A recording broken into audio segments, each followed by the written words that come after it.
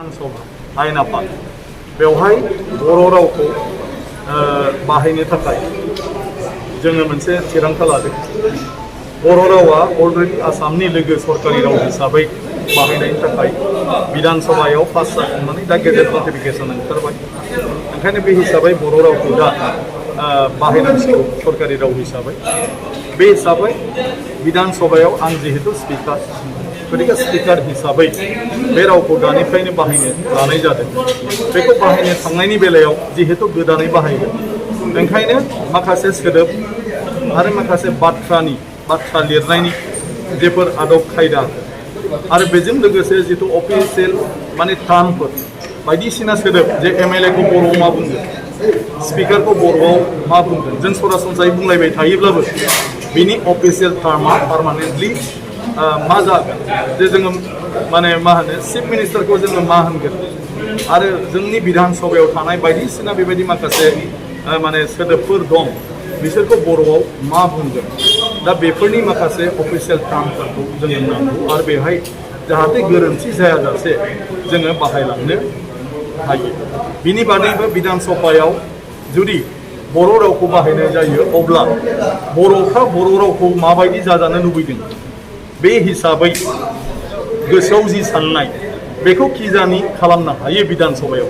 बे हिसाबै आं दुलाराय बर' फरायसा आफाद, बर' लिरगिरि जथुम आरो बर' थुनलाइ आफाद, लोगोसे बर' एमएलएफोर आरो बर'जों लोगोसे बर' रावजों सोमोन्दो थानाय डिमासा आरो गुबुन जोंहा गार' डेपुटि स्पिकार दं, जों बिसोरखौबो गासैखौबो लाफानानै मन्थ्रि लानानै जों दिनैहाय बेखौ सावरायनाय जादों। बे हिसाबै बिथांमोना गोबां सुबुरुन होबाय आरो बे सुबुरुनफोरखौ लानानै आं सानो जोङो बिधान सभायाव बे बर' माने आसामनि आयेन आफादाव बर' रावखौ बाहायनायनि बेलायाव माने बांसिनै जोङो साबसिन खालामनानै लानो हागोन। नयथा काउन्सिलनि जे इमप्लिमेन्टेसननि खोथा जादोंमोन, दा बे माला जागोन? नयथा काउन्सिल माने केएससि ओमफ्राय बेफोरदि दंमोन, बिसिना जेरै BKWSC दङ, बिसिना जे अटेकिं सेरेमनि जानांगौ दंमोन, बेफोर जायाखै इलेक्सननि थाखाय? ना गासिबो अटेकिं जाजोब्बाय गासिबनाबो, माथ्र बाजेट गैया। बाजेट गैयिनि थाखाय बाजेटआ दा जुलाइनिफ्राय जासिगोन। गतिके जुलाइनिफ्राय बाजेट जाखांबा बिसोर थाखा फैसा मोननानै बिसोरनो जे डिपार्टमेन्टफोर होदों बेखौ लानानै बिथांमोना खामानि मावनो हासिगोन।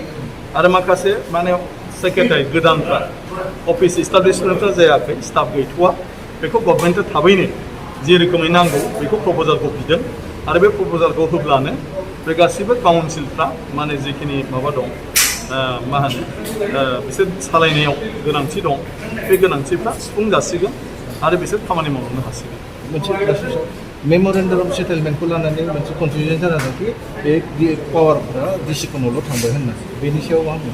नङा, बेयाव एसे माने फिसा माबा जालायदों, गोरोन्थि जालायदों आरो जिथुनाखि अर्डार मोनसे ओंखारदों बे लेंगुवेजखौ लानानै जादों। आसलते दा बिटिआर गोरोबथानि माने जिथु बाथ्रा, बे बाथ्रा मथे डिसि आरो एसपिआ दा माने बड'लेण्डनि सिङाव थांबाय। आगोल बड'लेण्डनि बायहेरायावमोन, ल' एन्ड अर्डारल' नायोमोन, बिस्रा गुबुनाव जेबो आखाइ होनो हायामोन बा खामानि मावनो हायामोन।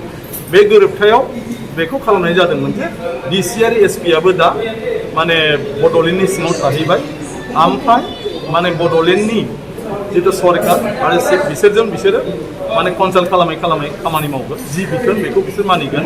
जिखिनि डिपार्टमेन्टखौ बड'लेण्डआव होनाय जादों बेखिनि डिपार्टमेन्टखौ बिसोरबो नायनांगोन। जेरैहाय डिसि हिसाबै बिटिसिनि बायहेरायाव थानाय डिसिफ्रा नायो, बिनि उनाव बिसोरो बिटिसिनो रिपर्ट होबाय थानांगोन टाइम टु टाइम। बिनि उनाव बिसोर मोजां मावदों ना मावाखै बिनि सायाव गभर्नमेन्टनि जितु नियम, बिसोरनो माने एसिआर होनो, माने एनुवेल कन्फिडेन्सियेल रिपर्ट, बेजोंसो बिसोरनि प्रमसननि खामानियाव फैयो। गतिके बड'लेण्ड टेरिटरियेल काउन्सिलनिफ्राय एसिआर नांसिगोन बिसोरनो। बे होनाय डिपार्टमेन्टफ्राव बेखौ बड'लेण्ड टेरिटरियेल काउन्सिला एसिआरखौ होगोन। ल' एन्ड अर्डारनि बेलायाव आसाम गभर्नमेन्टआ बिसोरनि एसिआरखौ होगोन आरो एनुवेल जितु कन्फिडेन्सियेल रिपर्ट। ओंखायनो बियो माने बिटिसिनि सिङावसो थांदों डिसिआ, डिसिनि सिङाव बिटिसिआ थाङाखै। नाथाय बेवहाय जिहेतु मनिटरिं होनाय वार्ड होदों, एक्चुअलि नायसिगोन होनदों, लिरनाया भुल जादों आरो हयथ' गोदान प्रिन्सिपाला कनसेप्टखौ बारा बुजियाखै। दाख्लैसो आं चिफ मिनिस्टारजोंबो बे खोथाखौ लानानै लोगो रायलायबाय जे बे मोनसे रं मेसेज थांगोन। ओंखायनो एसे नोंथाङानो माबा खालामनानै थिग खालामनानै होनांगौ दा ओंखायनो बिथाङाबो दाख्लै होनदों बेखौ जेबो साननांगौ गैया थाबैनो मडिफाइ खालामलायनानै थिग खालामनो हागोन गतिके बे बेलायाव रावबो गोरोन्थि बुजिलायनांगौ जेबो गैया बेखौ जितु अर्डार इस्यु खालामदों बेयाव एसे वार्ड आरो सेन्टेन्सनि एसे बेवहाय माबा जादों बेखौ लानानै मानसिफ्रा कनफिउसन जादों गतिके डिसिआ बिटिसिनि सिङावसो आरो बे मनिटरिं होननानै नङा डिसिआ सासे डिसि हिसाबै खामानि मावनांसिगोन गासिबो डिस्ट्रिक्टआव गतिके खामानि मावनांसिगोनबा बे कअर्डिनेटर हिसाबै खामानि मावगोन अल डिपार्टमेन्ट आरो बेयो बेखौ नायनानै रिपर्टखौ होबाय थासिगोन माने गोजौ आरो एनि टाइम चिफआ डिसिफोरखौ लेंनानै इन्सट्राक्सन होनो हासिगोन आरो बे मथे बियो खामानि मावगोन ल' एन्ड अर्डारखौ गारनानै ल' एन्ड अर्डारावबो दा कनसाल्ट खालामनांगोन बिटिसि आरो ट्रेन्सफार पस्टिंआवबो बिटिसिनि कनसाल्ट दा जासिगोन कुनु अफिसारा दा बिटिसिनि उइदाउट माने पारमिसन बा एनअसि ट्रेन्सफार पस्टिं जानाय नङा दा ओंखायनो दाख्लैनि जितु अर्डार ओंखारनाय बेयाव माखासे सोदोब आरो सेन्टेन्सनि एसे माबा जानानै दं बेखौ मडिफाइ जायोब्लानो सब थिग जागोन सार दासिमबो जे